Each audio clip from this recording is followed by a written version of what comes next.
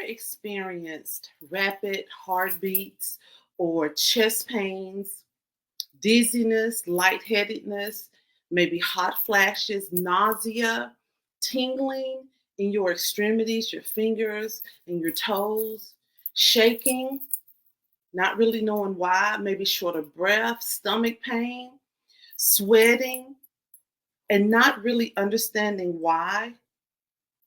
You may have been having a panic attack. Have you ever experienced nervousness or irritability? Just everything irritates you, increased heart rate. You can almost see your heart beat out of your chest, rapid breathing, trembling. You can actually feel the trembling inside your body, sweating, a sense of danger or a sense of fear, but not really knowing what the fear is. Difficulty concentrating. You can't give one thing 100%. And maybe even sleep disturbances. You're not able to sleep. You have events in your life or something in your life that is negative or something in your life that's causing you to be anxious. Maybe it's somebody, excuse me, maybe it's somebody that you live with. Maybe it's your job, or maybe it's an event in your life. Something in your life are causing these symptoms. You may be having an anxiety attack. Welcome to Karen's Inquisitive Corner. I am Karen Elizabeth Patton Jack's baby girl. Thank you for joining. So today we're going to talk about anxiety attacks and panic attacks. Now, I've shared with you all once before that I used to really have anxiety attacks to the point where I thought I was just going to die. Of course, you all remember I was sleeping with the narcissist, and when I'd get up and go to work, on my way to work to Bordeaux Hospital, I was fine, I was calm, I was breathing, I was doing great. All doing work, I was doing fine. But when I got in the car to come back home, then it came on me. I couldn't breathe. I had to roll down the windows to try to breathe. I just could not catch my breath at all. My heart was beating so fast, I could literally see my heart beat through my chest or through my shirt. I was shaking so much I could not hardly drive. I couldn't concentrate to where I was going, and sometimes would actually forget how to get home. So I was having anxiety attacks because I had something in my life that would trigger these attacks. And I had anxiety attacks on my way home because I knew what I was going home to. It wasn't sudden. I knew what was happening. I knew the stressor in my life, and I understood why I went through these different feelings. Now, sometimes people interchange anxiety attacks and panic attacks. Some of the signs and symptoms are, yes, the same, but actually anxiety attacks and panic attacks are two entirely different things. So let's look and see what the difference is. Now, when you have panic attacks, they're going to start suddenly, and they're going to peak within minutes. You're not going to know exactly what triggered it. Maybe nothing really triggered it, but it's going to happen suddenly. When you have an anxiety attack, it's going to develop very slowly, and you're going to know what the trigger is. When you have a panic attack, it could be physical symptoms that can make you feel like you are actually having a heart attack. When you have an anxiety attack, it could be really general feelings of just unease, maybe restlessness, or maybe tension. When you have a panic attack, you have fear of dying. you have just a really, really deep fear. When you have an anxiety attack, physical symptoms may be less intense as if you're having panic attacks. You may have increased heart rate with anxiety attacks, but they're not as bad as a panic attack to the point where you feel like you're possibly dying.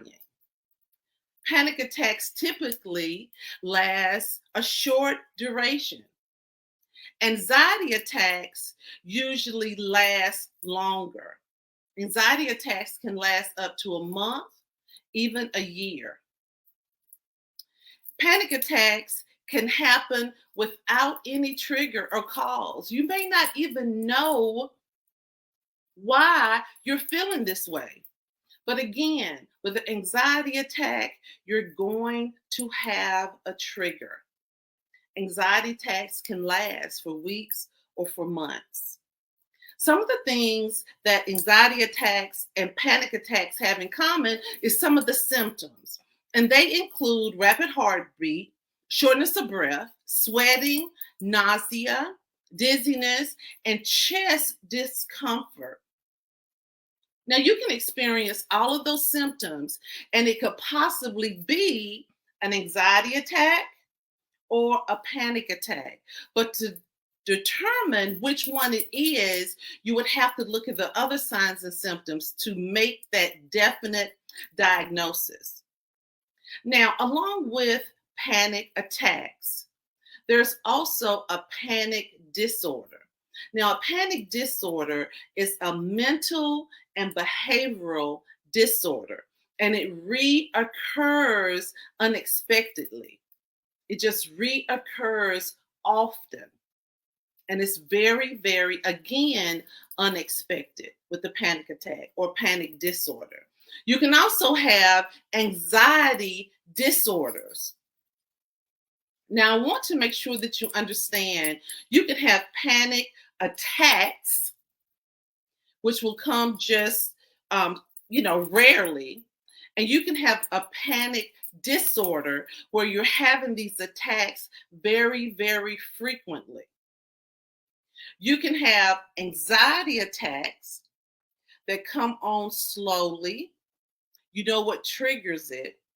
Or you can have anxiety disorder or an anxiety disorders, which would include different disorders all under the umbrella of an anxiety disorder. Now, an anxiety disorder will last over a long period of time. You'll have that fear, you'll have that increased anxiety where have you ever just felt fearful or just had your whole insides feel like it's just jittering or it's shaking? That's some of the things that you could feel with an anxiety attack, okay? And these feelings will impair you from getting dressed in the morning, having 8 hours of sleep, or even going to sleep, going to work, going to church, going to social events. So when you have the diagnosis of an anxiety disorder, then it's going to be so intense that you are not going to be able to do your everyday living activities. They're going to interfere with all of that.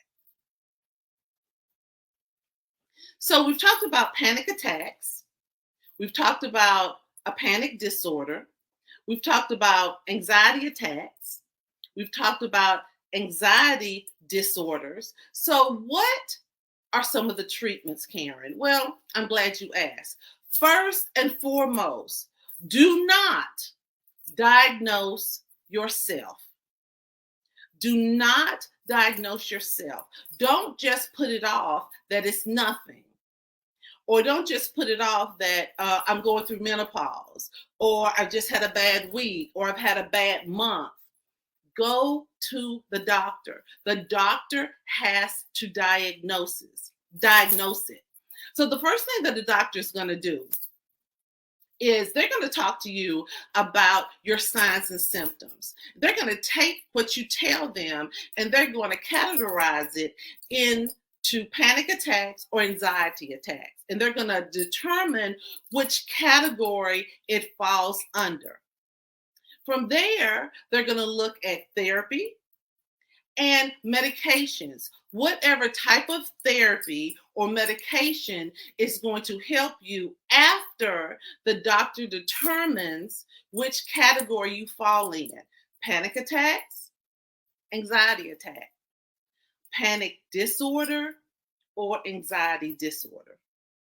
Go to the doctor. Now, there are some home remedies, of course, that you can do at home when you may be having an anxiety attack and or a panic attack. You want to reduce your stress. We've talked about this in the corner so many times. Sometimes this means giving people the benediction. Lord, watch between me and thee while we're absent from one another. Sometimes you have to give events the benediction.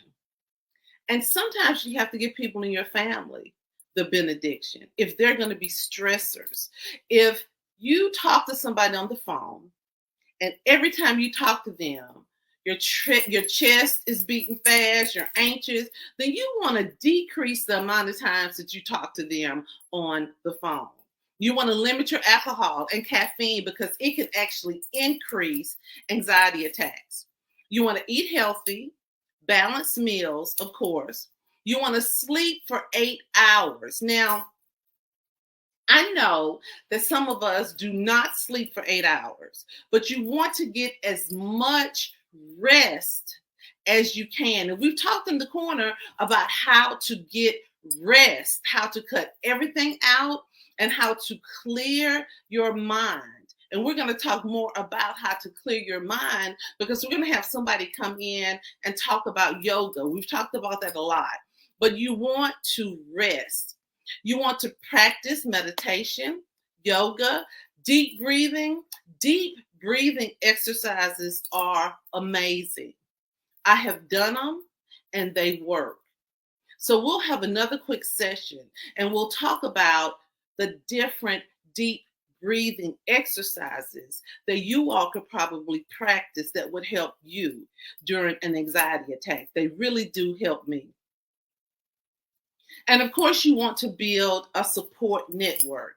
Now, your support network, you don't want somebody in the network that says, girl, just get over it. You know, what is wrong with you? That's crazy. I can't believe that you're acting like that or feeling that way. What is it? You don't want a person like that in your support network. You want somebody that's going to support you, that's going to encourage you to see about yourself, that's going to emphasize self-care, that cares about you. So be very sure who you have in your support network, because that person, instead of helping you decrease the anxiety, decrease the panic attacks, they may increase them. During a panic attack, some of the things you want to do, and an anxiety attack, some of the things that you want to do is you want to acknowledge what is going on with you. You want to acknowledge that you're short of breath. You want to acknowledge that your heart is beating fast, that you're anxious, that you can't concentrate. You want to acknowledge that something is going on with you. Again, you want to practice breathing techniques. You also want to practice relaxation techniques. We've also talked about that in the corner, but I'm actually going to bring that back, how to relax.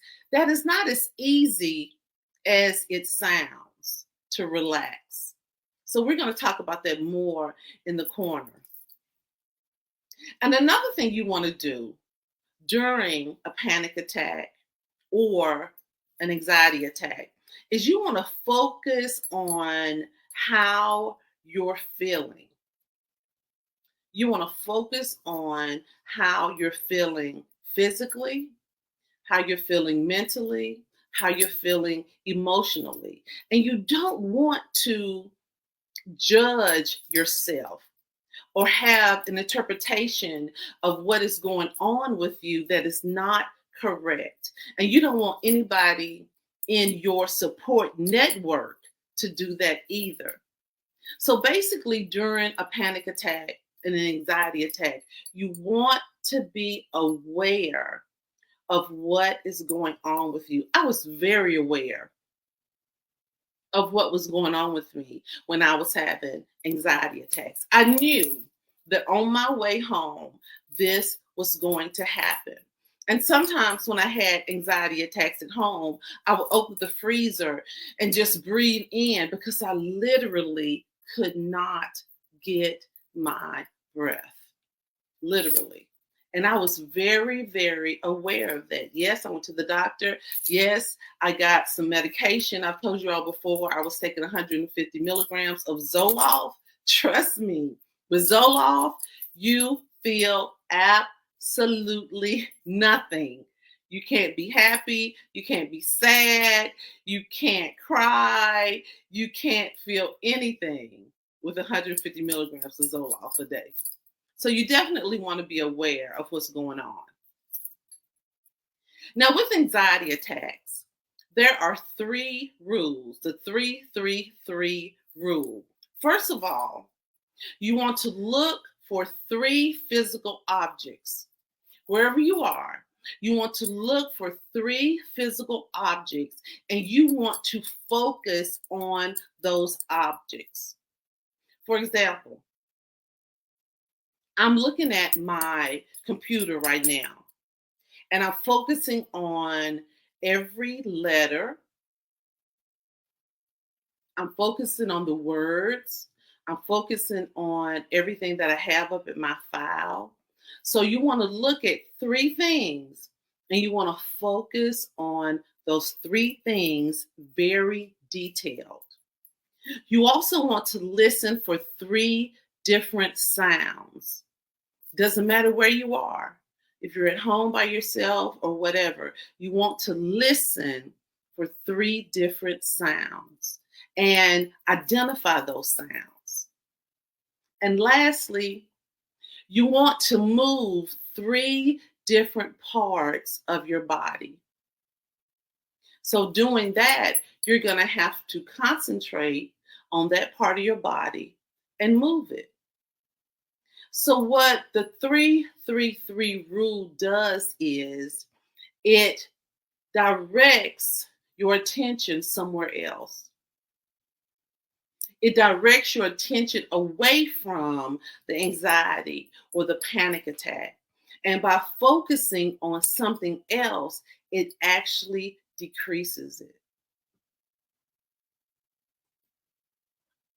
So, thank you all so much for joining Kara's Inquisitive Corner today. I really, really hope you learned something about panic attacks, anxiety attacks. If you're going through any of this that we talked about today, please, please do follow up with your doctor. Message me. We'll talk about it. Okay, I'm always there for you. Now, as I always end, what I know, what I know, what I know. What I know is never cry over spilt milk because it may have been poisoned. Think about that. You all have a great day. Thank you so much for joining Karen's Inquisitive Corner. I'll see you next week. Bye-bye.